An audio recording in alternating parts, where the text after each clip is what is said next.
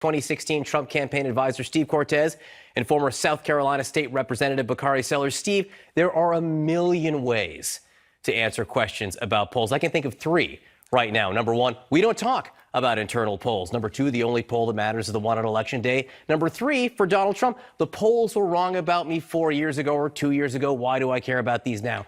But why lie? Why deny the existence of something when your own campaign isn't denying it anymore? No, look, first of all, for you to use a charged word like lie, the president didn't lie. He's saying that there are polls that are very positive for the campaign. There are polls that are worrying for the campaign. And that's very true. And that is not a lie to point that out. Look, I think also it's healthy for the campaign to be worried. If you're not worried, you're probably not working as hard as you should be. So I don't think anyone involved, whether it's the president or people like me attached to the campaign, believe this is going to be a cakewalk. We've got hard work to do ahead, but there are also really, really promising signs. And one of them, for instance, if we want to, here's the thing with polls, is we can always sort of play tit for tat. Yes, I agree. It's worrisome. Yeah. I'd rather the president be ahead in every battleground state. It's worrisome to be behind in some of them. You just at the same time, we have CNN polling that shows that 54% of Americans believe, and this was just a couple weeks ago, believe that the president will win re-election. That number is higher than President Obama had at a comparable time before his re-election. Absolutely, and you just gave one of the answers you can give on polling, which is different than denying the existence of polls. And when he called it fake news when the New York Times first reported these polls, that is what I'm calling was a lie, because frankly it was, because the campaign has confirmed the existence of these polls, and clearly the president now knows about it. Bakari, they seem to be getting under his skin. All right. I mean, this is a president. When he ran, 3 years ago, he loved the polls. He would show reporters the polls constantly. So this seems to bother him this time. Well, he would show the polls that had him ahead or doing well constantly. I think that there's two things. One, the president just has a fundamental allergy to the truth. He's had that his entire life. He's had that throughout the campaign, and he's had that as president of the United States. We should not expect anything different right now. But two, I think that there is a big issue, and it's been going on since Steve Bannon was in the White House, about leaking. And I think that one of the problems that the president had was that individuals found out about these internal polls.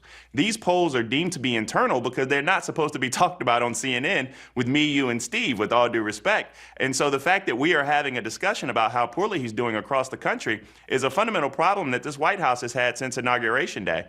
I don't expect the president to tell the truth about pretty much anything. But in terms of polling, if he fired individuals because they were leaking, that's okay. But if he fired them because of the bad poll numbers, then he probably needs to fire some of the other people working on the campaign, not the pollsters. So Bakari, what does it say to you, though, that someone felt the need to leak those? Well, I mean, leakers have a lot of different motivations. Some can be as positive as wanting to get the president's attention and wanting him to focus on how to win this re-election and telling him how bad or how poorly he's doing.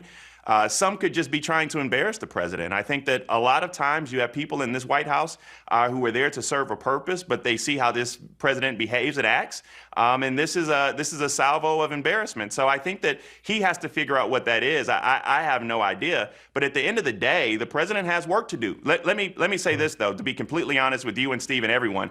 I'm the same person who thought Hillary Clinton was going to be president of the United States. And so with these polls and everything else, I take that for a grain of salt. I hope that Democratic candidates are saying that, look, we still have to run hard.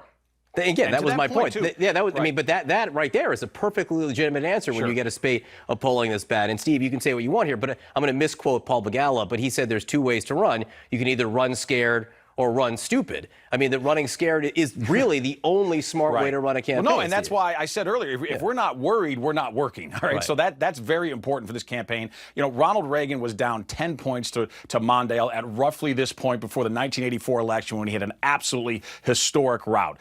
So things can change very quickly in the world of politics. We need to work very hard. Thankfully, we have an economy that is a macro tailwind, which is going to allow us to turn a lot of these polls around in a major way, and I believe we will. And I would caution, to Bakari's point, the critics of the president, the Democratic Party, and willing allies in the media who are already celebrating. We haven't even had the kickoff yet, and they're already dancing in the end zone, and they're already planning a champagne celebration in the locker room afterward. I see a lot of 2016 in that, and as a Trump partisan, I welcome that complacency because it'll be one of the reasons that we will outwork and out-hustle and outsell on the record that we have, which is the economy. I will only note that Bakari literally just did the opposite of what you suggested. I think Bakari was saying that Democrats need to be very scared and not count Right. on I'm these saying polls he made that point, and but not celebrate at all. He made that point, but there is tremendous celebration going on right now in Trump skeptic circles in media and politics, and I'm saying that their complacency or their early celebration to me is actually a positive sign for us. I think people are just watching and reporting. Steve Gortez, Bakari Sellers, thanks so much for being with us.